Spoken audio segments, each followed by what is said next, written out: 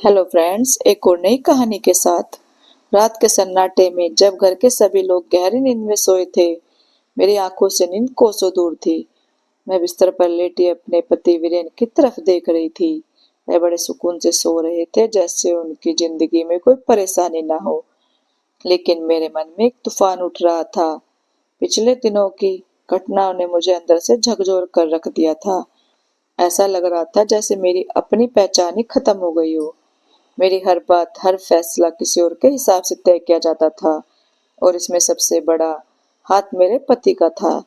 मेरा नाम रिया वर्मा है। मैं इस घर की छोटी बहू हूँ। घर में मेरी सास सरला जी और पति वीरेन और हमारा एक बेटा है। बाहर से सब कुछ सामान्य दिखता है, लेकिन पिछले महीने जो हुआ उसने मेरी सोच को हमेशा के लिए बदल दिया। 1 महीने पहले मेरे पिता का अचानक निधन हो गया।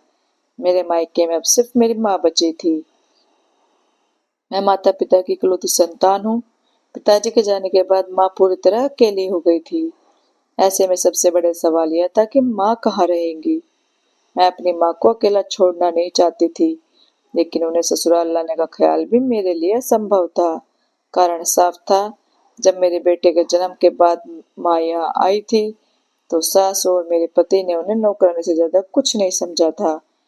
मेरी माँ सुबह से रात तक घर के कामों में लगी रहती, लेकिन कभी उनके आराम या मदद के बारे में किसी ने नहीं सोचा। पिताजी की मृत्यु के बाद से वीरेन का ध्यान सिर्फ एक चीज पर था, मायके की प्रॉपर्टी।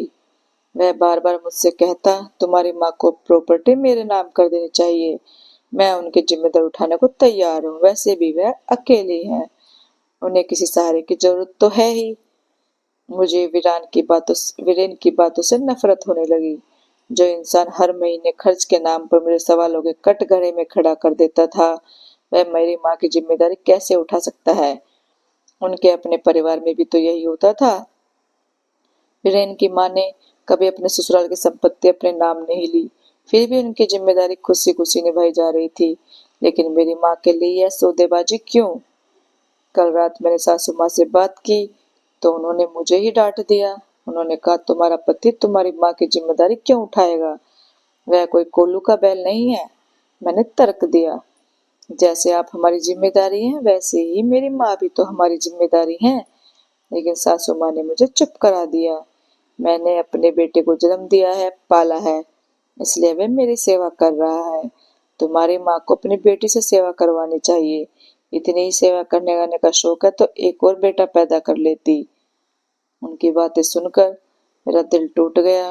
उन्होंने मुझे याद दिला दिया कि मैं बेटी हूँ, बेटा नहीं।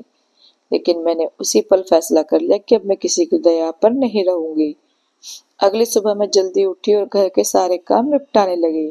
मुझे व्यस्त देखकर सासू माँ ने पूछा, कहाँ जाने की तैयारी हो रही है? वीरेन ने भी पूछा, तुम इतनी जल्दी जल्दी काम क्यों निपटा रही हो? मैंने सीधा जवाब दिया, माँ के पास जा रही हूँ, सोच रही हूँ कि वहाँ की प्रॉपर्टी बेच दो।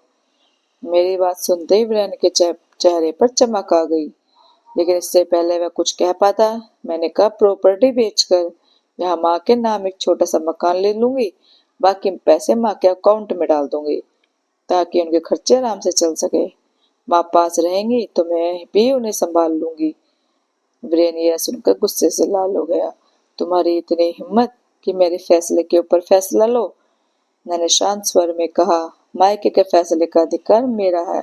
मेरी माँ ने मुझे जन्म दिया है। अगर मैं उनके लिए नहीं सोचूंगी तो और कौन सोचेगा? सासू माँ ने भी बीच में टोकते हुए कहा, बहू, अपने माँ के लिए तुम हमसे लड़ने को तैयार हो? मैंने उनकी ओर देखकर कहा, माँ जी, कल आपने तो मुझे रास्ता दिखाया था। आपने ही तो कहा था कि आपका बेटा मेरी माँ की जिम्मेदारी क्यों उठाएगा। तो याद रखिए, मेरी माँ भी मेरी जिम्मेदारी है।